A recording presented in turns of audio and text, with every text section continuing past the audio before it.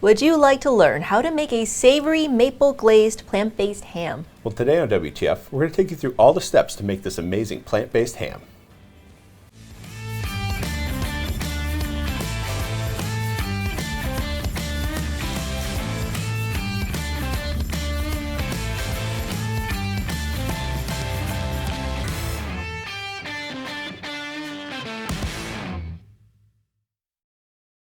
Hello and welcome to WTF, where we transform food here in the Modernist Pantry Test Kitchen. I'm Chef Scott Guerin. And I'm Janie Wang, one of the owners of Modernist Pantry. And here on WTF, every week we cover unique ingredients, techniques, and show you new recipes for your kitchen. So remember to subscribe and stick around for our weekly giveaway. This week we are showing you an exciting new recipe for plant-based ham. And this is a recipe, Scott, I think a lot of people have been asking for. We want more meat analogs, and we haven't done one in a while. So we thought it'd be fun to tackle the challenge of ham. Can you talk a little bit about what went into, the thought process of developing this recipe? Yeah, so we wanted to try Seitan. We'd seen some recipes around, and they look pretty good. And we haven't done too much with Seitan, which is basically vital wheat gluten that has some ingredients added to it, and it's done in different ways. But this is just wheat gluten and water, and it makes like a really nice, chewy, sliceable, finished roast product. So why not try to make a ham out of it? And I think we did a pretty good job. Yeah, and I'm sure this will be very demo heavy. And I think for me, the question is, how did you get that hammy flavor into the vital wheat gluten? So that's difficult, right? Yeah. You always want to have that bit of ham flavor. So we wanted to do something that's very umami, very savory. So we went with our red miso powder. And the red miso powder, it's not, we have the soy sauce powder. We tried that. It wasn't necessarily good enough. It tasted too much like soy. But the red miso powder just tastes like straight umami. It's so powerful. It's so rich, so wonderful.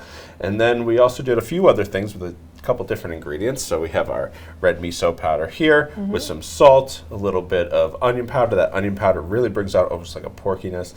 And then a little bit of ground clove, just enough so that you can get that kind of nostalgic ham flavor. My mother always punched cloves into it. So I did that there, but also mix it throughout. And then in the glaze, we were able to put some pineapple powder. So all those kind of nostalgic ham flavors, I'll probably say that a bunch, packed into this so that you can have that texture. You can also slice it nice and thin, make a sandwich out of it, like a cold cut. So this can then probably be taken and made in different ways, so people can have a bunch of different types of cold cuts or stuff that you put on bread in between plant-based cheese and some mustard, and it'll be great. All right, let's jump right into the demo. How do we make this base? So the base is the easiest part of this.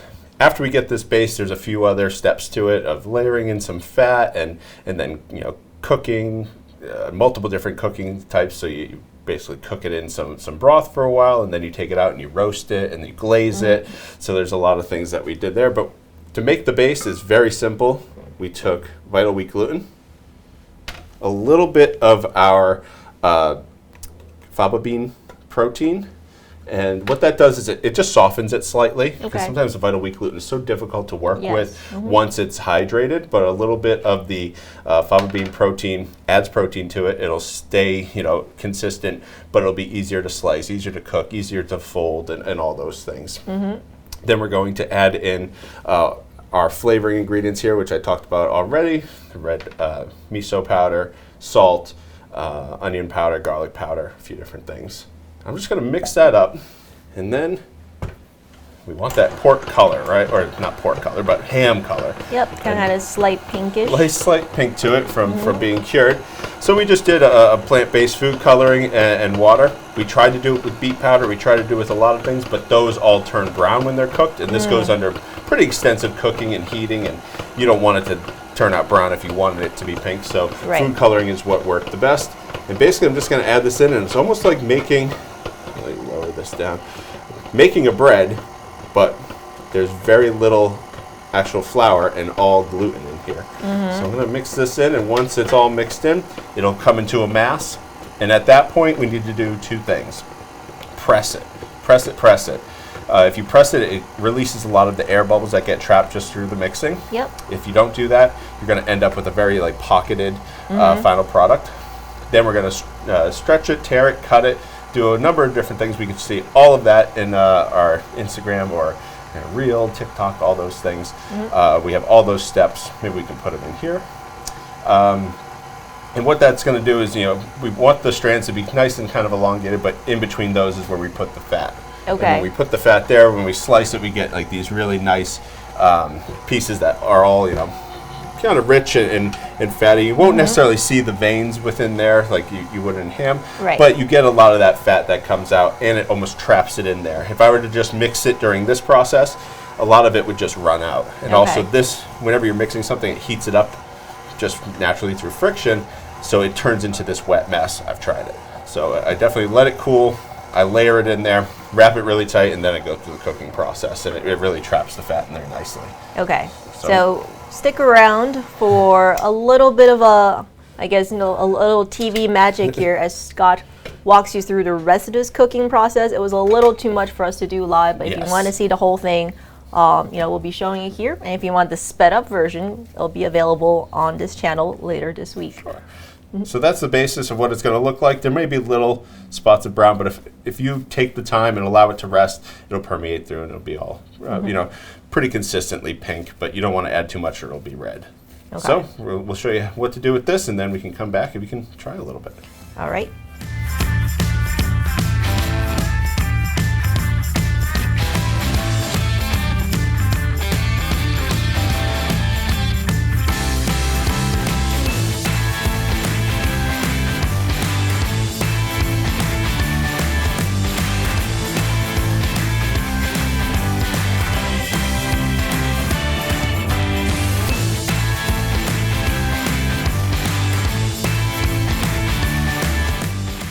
All right, as you can see, this particular recipe, it takes a little bit of time, but the results are definitely worth it. We're going to be taste testing it here in just 1 second.